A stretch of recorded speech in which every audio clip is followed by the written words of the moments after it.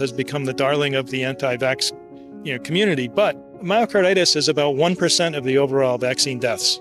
So the people who were dying were not dying of COVID, they were dying of something else. And I already told you the something else is blood and circulatory system clotting and bleeding related.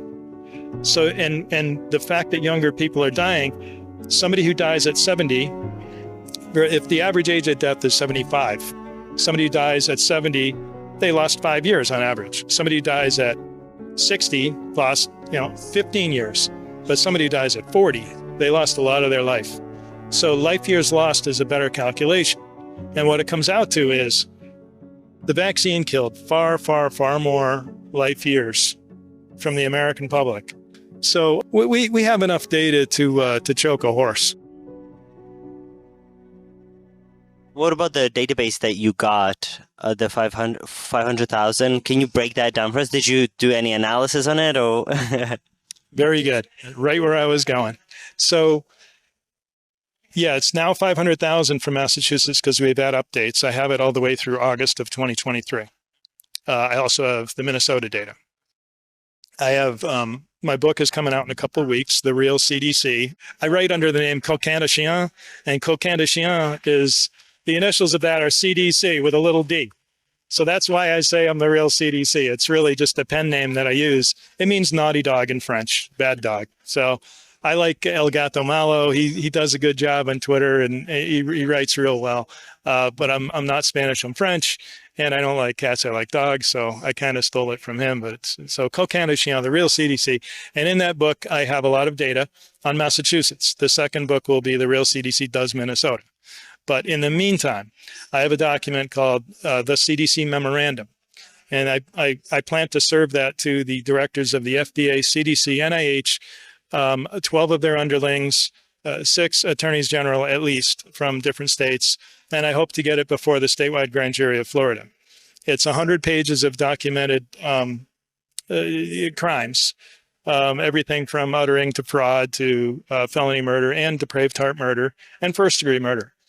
But also there's 150 pages of graphs, and 150 pages probably contain about 400 to 500 graphs. And in those graphs, I break down individual causes of death. What I learned a year and a half ago is that 2020 was a year of excess respiratory in more than circulatory. And all of a sudden on a year boundary, when we started vaccinating people in 2021, all the causes of death, the greater excess shifted. In fact, the excess respiratory, mostly pneumonia, we'll just say J18.9 pneumonia unspecified, that was used quite a bit.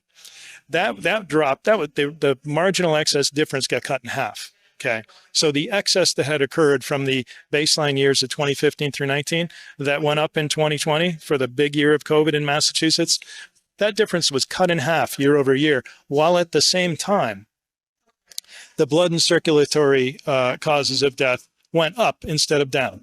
So COVID went down, respiratory went down, all causes went down. At the same time, the vaccine went up, and acute post-hemorrhagic anemia, that's sudden blood loss anemia, 89% of which was non-traumatic that I found. Okay, so you have a doubling of acute post-hemorrhagic anemia, sudden blood loss anemia. That means like something in your body blew apart. I'll just tell you, it's aortic dissections, aneurysms that burst, gastrointestinal hemorrhages. These are things that have become, I don't want to say common, but certainly less than rare, or more than rare, however you want to say that. It's no longer rare. It's now showing up in the deaths of people who are on average 16 years younger than during the COVID year. So you have a change in the symptoms by which people die, from respiratory to circulatory and blood. Cardiac arrhythmia is up. Pulmonary embolism is up. So cardiac arrhythmia, you have a change in the electrical system of your heart where the PQRST peaks and waves and drops, kind of one might step on the next wave, and the heart can't figure out what to do. Do I contract? Do I expand? And it just stops. So you fibrillate, right? So you have people dying in their sleep. You also have people dying on the field. Some people are dying before myocarditis even presents itself. Myocarditis has become the darling of the anti-vax community, but myocarditis is about 1% of the overall vaccine deaths. 1%. So By only talking about myocarditis, you diminish the overall by 2 orders of magnitude. So the number of vaccine deaths, if you look at myocarditis, just multiply it by 100. And I'm talking stroke, and there's 50 different kinds of codes for stroke. But so that's what I found. The blood, there's something wrong with blood, with the thrombocytopenia deaths, and there's something called I8, which is the veins and lymphatic vessels, both are messed up. And then the D8, which is the immune mechanism, that's pretty messed up. A lot of people in excess dying from those. And I'm very conservative, and I use a linear least squares algorithm to determine like what would the next ones be. No, those are big words. All that means is put 5 points on a graph and try to estimate a line that goes among the 5 points, and then extend that line into the next years. It's not complicated. And if the line is negative sloped, I use average. So it's really more, I'm very undercounting, if anything, all the deaths.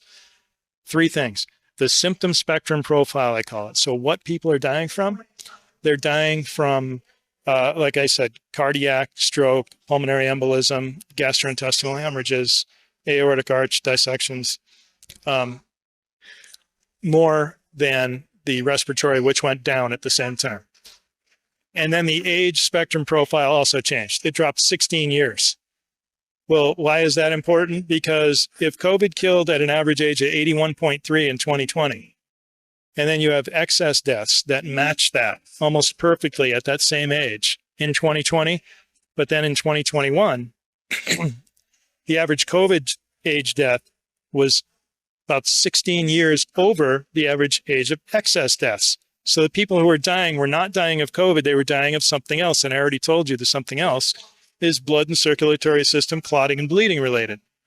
So, and the fact that younger people are dying, somebody who dies at 70, if the average age of death is 75, somebody who dies at 70, they lost 5 years on average. Somebody who dies at 60 lost, 15 years.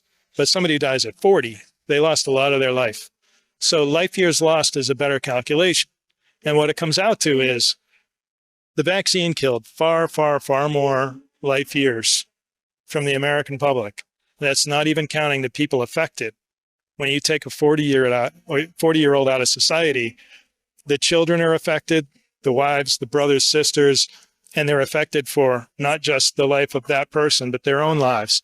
Children growing up without parents are more prone to pathologies such as drug addiction, suicide, and so forth. You're creating those type of pathologies in a whole bunch of kids who otherwise would have grown up with 2 parents in a happy household instead of growing up depressed without their parents. So the effects on society are far-reaching beyond losing a 95-year-old to COVID, such as I have a death certificate of a woman, 98 years old. It said she died from a heart attack. Who's going to say anything about that? Well, I find the VAERS record. I know I got the right person. She reacted right away to the vaccine. Her heart rate went to 145 beats per minute at 98 years old, and she was dead in 2 days from a heart attack. That is a vaccine death. Now, as far as I know, that's why Kevin McKernan points to me and says Beaudoin has some good data, because I haven't even talked about the cancer. Secondary malignant neoplasm of the lymph nodes in Massachusetts is up more than 400% of normal in 2023. It was 258% of normal in 2022. Okay, so the short-term or acute effects that I told you about, the blood and the blood and clotting and circulatory system and heart and so forth, those acute effects have dropped along with vaccine uptake, which has dropped. In Massachusetts, at 95% first dose, 82% second dose, and I don't even know the third dose is probably in the 40s. But people have stopped taking the vax. Even the ones who said, well, I got it, I did the right thing. It's like, no, you stopped taking it because you know there's a problem, but you won't admit it because the local culture in Massachusetts is to vax, vax, vax. We have 600 pharma companies, 47 billion in venture capital financing. I drive by Moderna on my way to get groceries. Pfizer's divisional headquarters for the vaccine is in Andover, Massachusetts. There are 10 companies over $1 billion revenue in pharma in Massachusetts. There are 50 companies over $100 million in revenue in Massachusetts. And guess what? Guess what was in the top 3 of purported deaths per million in the world after, a year of COVID was Massachusetts. It was New York, New Jersey, Massachusetts. Belgium was a distant 4th. Massachusetts was 50% more than Belgium after the first 4 months of COVID on July 27th, 2020. So you have all the companies in Massachusetts that stand to gain. Just happens to be the greatest amount of COVID purported deaths. And you've got me who finds that acute fentanyl intoxication, fentanyl overdose deaths, they were labeled COVID. They tested dead bodies for COVID. Blunt force trauma to the head, blunt force trauma to the torso. I have hundreds of accidental deaths labeled COVID. Now, if they're willing to go so far as to label those with COVID, what do you think they're willing to do to 85 and 95-year-old people who die of heart attacks? They just died in their sleep at 85. COVID. The COVID deaths were probably, there's no way to tell for sure, so I can say whatever I want because they lied so much on the death certificates, committed so much fraud. In my opinion, after all the work I've done, which is thousands of hours evaluating a million death certificates from Massachusetts and then Minnesota and some from Vermont, about 80 to 90% of the purported COVID deaths in Massachusetts are absolute fraud. They did not die with COVID being causal in their deaths. I believe 80 to 90%. Yep. And I also have a number of people have sent me the cases of their children and their spouses. I've looked through a 4,000-page medical report and I used an optical character recognition because they're being so mean to the families from the hospitals that they're giving them images instead of giving them searchable documents. They're giving them like a picture of a document. So I have to run it through an OCR, optical character recognition software, to pull the words back out and then search for things like Vanco, for vancomycin, remdesivir, baricitinib. And you find that I just keep finding the same protocol over and over. Lorazepam, midazolam, fentanyl, crash the guy's respiration. And then, he's not getting enough air. We got to put him on a ventilator. They put him on a ventilator. They test them for COVID. They get put on, they get some extra money for making it a COVID case. Then they put him on remdesivir, cms.gov on November 2nd. November 2nd, 2020 is a big day because what you'll find is there was no correlation with acute renal failure and COVID for the entire year of 2020. And then they had the EUA for remdesivir. There was one in May and another one earlier. And then they had one in October 22nd was a big one. But until they started the money flowing, 20% of the entire hospital bill gets jacked. So if somebody goes in, has an ICU stay for $500,000, the hospital gets $100,000 if they can pump remdesivir into somebody's veins. Baricitinib is also on that list. The reference is in my book. The link is there. It's on the website. It's on the government's website. This is all true. Now, if you incentivize something that much and it gets used, and then the kidneys start shutting down, and then you get the sepsis from either they do the central line, right? They put so much drugs in somebody's body they can't even use the arm veins. They have to go central line into the jugular vein or something. All these crazy things that they did killed people. And they brought them from one thing, like 87% trouble, they were coughing when they entered. And then they went from coughing to testing positive to being put on drugs to then crashing their breathing, being put on a ventilator. Then after they were put on a ventilator, they ended up with an infection. Then they got put on, before the infection, remdesivir, baricitinib, and then vancomycin finally. I'm not a doctor. I'm an engineer, right? I do investigation. I find things. Everybody was on vancomycin eventually. Everybody. And anytime somebody went on vancomycin, their kidneys it was it. It's over. Actually, I follow this guy called Ethical Skeptic on Twitter. You saw some of his data. So you can replicate his charts and you can explain all those things as well? Or can you speak to that? Yes and no. So he's working from the CDC data and he does an excellent job with what he has. And like a really excellent job, right? I don't understand some of the stuff he does. I'm taking raw data and I'm shaping it to communicate it to a broad audience, not to doctors and scientists, but to regular people. I mean, I changed the publisher made me change the subtitle of my book from COVID Facts for Regular People to Exposing Public Health Crimes 2020 to 2022. But so he's got the same cancer graphs that I have now. So we're kind of converging over time on showing the same stuff. It's kind of like we think similarly in how to display data to people, but just graph it differently, you know? But again, he's using the data the CDC has. I'm using the source data from the death certificates before and after the CDC codes them.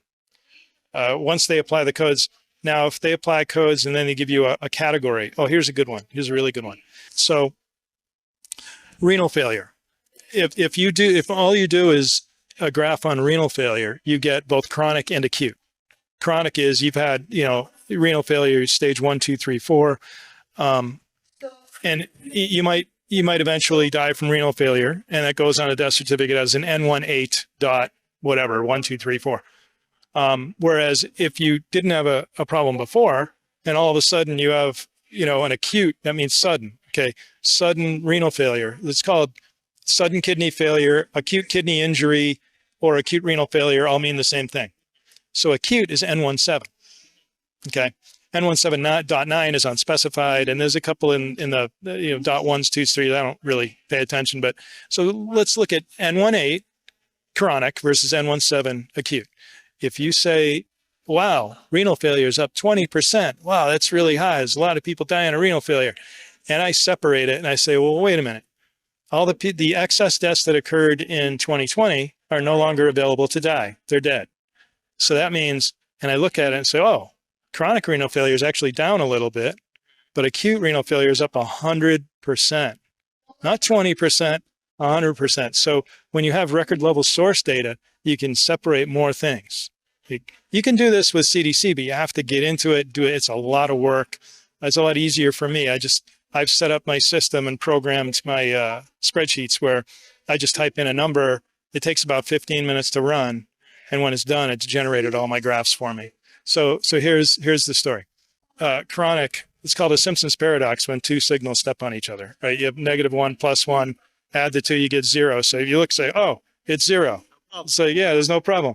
Or hey, it's only 20%. That's pretty bad. Actually, 20% is really bad. But, oh, it's 20%. I separate them like, no, actually it's up 100%. And what that equates to give you an idea, 2,000 extra acute renal failure deaths in Massachusetts in 2021 and 2022. I'm not even talking 2023 yet. 2,000. In Minnesota, same thing happened. 1,600. In Nevada, same thing happened. In Vermont, same thing happened. It extrapolates to about 100,000 extra souls are gone from this planet.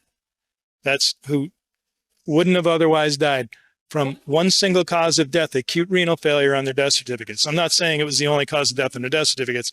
I'm saying looking at only acute renal failure, 100 extra soul, 100,000, 100,000. United States, yeah. Now, if you think about that, that's like the biggest epidemic in the history of the United States since 1918, 1919. And nobody's even paying attention to it. It's like this data that I have, like, come on, people, wake up. That's because, COVID, 1 million people died. No, they said on stage 171,000. That's pretty close. I think it was Malone who said that. We don't know exactly the number, but I'm in that area. I'm in like 100,000 to 180,000. If he wants to say 171,000, I'm there. I'm right next to him saying, yeah, you go, Robert. You're right on. That's how many people died. Now, if they were 81 and lost 1 year of life per death, that's, 171,000 life years lost. But if you look at acute renal failure, 100,000 extra people died, and they lost on average about 25 years. What is that? 2.5 million? 2.5 million life years compared to COVID, which is only 170,000 life years. And you ruin families, kids growing up without their parents. In fact, it goes down into the 25 to 44 range. There's significant excess. In the CDC memorandum, you'll see like I said, there's about 400 to 500 graphs in that. Now it's got Minnesota and Massachusetts.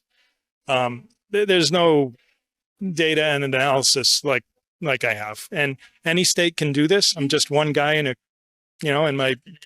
just an engineer thinking pragmatically, because it's not going to be, I love all the doctors do all the work and they make, they have conferences and stuff. This is all great. But what it comes down to is public opinion rules the roost, right? And public opinion will be swayed by experience and pragmatism. And that is, little Johnny 2 doors down just died, or I'll say, let me give you a real name. Ian was 11 years old. Ian got the booster from somebody in the family. So I'm okay with the source of information on this. And I have his death certificate. Ian was given a booster, had chest pains, trouble breathing, went to Boston Children's Hospital. They put him on a ventilator so they could get their extra 30 grand from the CARES Act. They, coded him with probably COVID so they get that extra money. He died. They donated his heart. They pulled it out of his chest. They couldn't use it. It was full of clots. I think we know what killed. It doesn't say it on the death certificate. So they're hiding everything. CDC, they're just lying about everything. Their job is to protect the vaccine, not the public. And this is, custom and practice is to, protect the vaccine. And as that is custom and practice, this is murder, murder, murder, over and over, to the point, what do we do? We don't have a DOJ who's going to do their jobs. We have to go to the states. So we have to go to grand juries within states and counties. And that's what I'm trying to do now. We need to get the true factual information of all this malfeasance, worse than malfeasance, criminal, felony, homicides. They need to do their investigation. They need to subpoena whoever they need to subpoena. The field of epidemiology, one of the chapters in my book, one of the last chapters, is redefine epidemiology. Because, I run the risk of offending epidemiologists by saying the things. I think the best modeling in the world is in electrical engineering, my field, because we deal with 6-month simulation runs of a single 1 second of microprocessor simulation. So all the code that runs through a microprocessor in 1 second, in order to simulate all the transistors on that chip, would take 6 months. So the algorithms that we use in simulation of these are all the inputs and these are all the expected outputs, simulate it and see if we get what we're supposed to get. The optimization in electrical engineering, I think, is far better than anything else in the world out of necessity, because to spin a chip takes millions and millions of dollars. So how does this translate to the ethical skeptic and math and all that? I believe he has come up with his own way of characterizing certain functions and just, looking and deciphering waveforms and signals. He's good at putting waveforms up and doing the average of an increase. He draws a line through a fluctuating signal that kind of goes up at an angle. I do the same exact thing. I just shape it a little bit differently. I use 51-day curve smoothing or 11-day curve smoothing, depending on what I'm doing. But sometimes I use bi-monthly chunks of data, and I'll do like 7.5 periods, which was 3.5 months, and do curve smoothing on that. It's all kind of we're both doing the same thing. And I think if you look at what he's doing from the context of, don't think about standard methods, just try to understand what he's trying to show you. And is the math right? The math is right. And visually, what he's showing you is that a lot more people are dying now than died before. And then he gets into individual causes like I do. He's showing you the same thing. His stuff is great. And I'm showing you on just say 2 states, Massachusetts and Minnesota. And he's showing you like USA, so it's real. It's real. Ed Dowd, I talked to him. He's the one who told me to write a book. I wouldn't have written a book if he hadn't said, John, your data complements mine. I've got the super high level of all the big data, and you can get down to the mid-range causes, individual causes in the individuals. And I talked to Carlos and Yuri from time to time in Portugal. Great guys. They do the work for Ed on the math side. And I'm kind of like a cowboy to them, because I'll do some stuff and put it out, and they make sure it's It is ironclad. You will not find a mistake from Carlos and Yuri. I made one mistake maybe 6 months ago. I had to delete it and pull it off the web, and those guys don't make mistakes. But so Ed does the high level insurance data and that stuff. They're doing a really good job. Now they're getting into causes. They did the I codes, the cardiac codes, and did a really good job on that from the NHS data. Between Ed at the high level and me at the mid-range to extremely low level, I even go down into 4,000-page medical reports and read words. Yeah. So we have enough data to choke a horse, at least to choke everybody in the CDC. That horse needs to be put out to pasture or taken behind the barn, because the CDC is just a vaccine promotion company. All they do is market vaccines. The same with the FDA. I have the CDC memorandum will have 100 pages of hard evidence and prose and another 150 pages of graphs, about 400 to 500 graphs. Between that and Ed's data and the ethical skeptic, it's over. The only way they can stop it is keep suppressing our reach. And I'm very suppressed on Twitter. I only do pretty much Twitter. And I get about 10,000 readers on my Substacks, which is, it's modest, not a lot. But I got to get the word. I just want to save kids because I lost my son. I got nothing else to do. I don't even want to be here anymore. I just want to save kids. That's it. And parents are being conned into believing that it's a vaccine. It's not a vaccine at all. We know that, right? It's a gene therapy. Now with Kevin McKernan's finding of the SV40 promoter, the plasmid, you're messing with people's genes. So it needs to stop. It needs to stop.